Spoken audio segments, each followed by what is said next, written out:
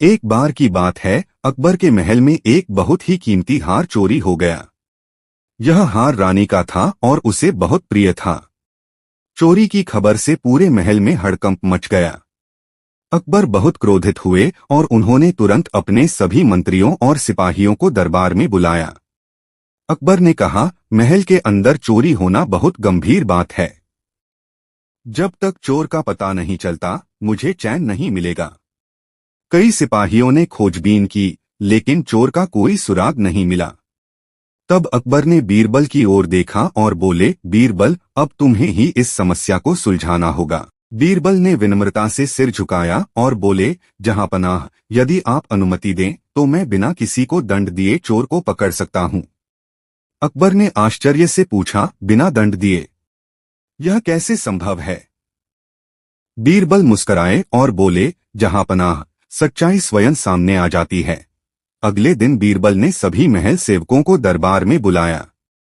उन्होंने सबको एक एक मोमबत्ती दी और कहा, आज रात आप सभी अपने कमरे में यह मोमबत्ती जलाकर सोए।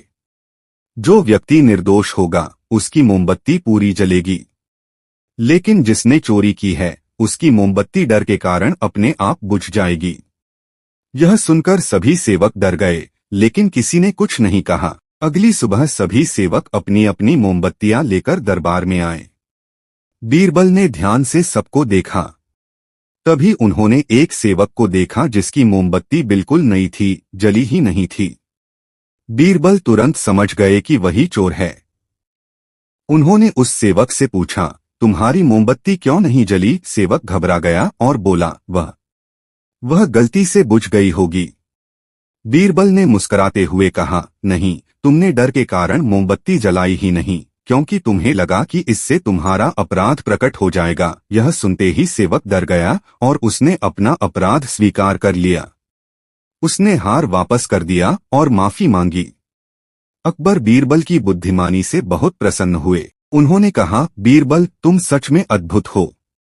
तुमने बिना किसी को कष्ट दिए सच्चाई सामने ला दी। कुछ समय बाद अकबर ने बीरबल की बुद्धि की परीक्षा लेने के लिए एक और प्रश्न पूछा। अकबर ने कहा, बीरबल, बताओ दुनिया में सबसे बड़ी शक्ति क्या है? बीरबल ने उत्तर दिया, जहांपनाह, दुनिया में सबसे बड़ी शक्ति है बुद्धि। बुद्धि से बिना हथियार के भी युद्ध जीता जा सकता है।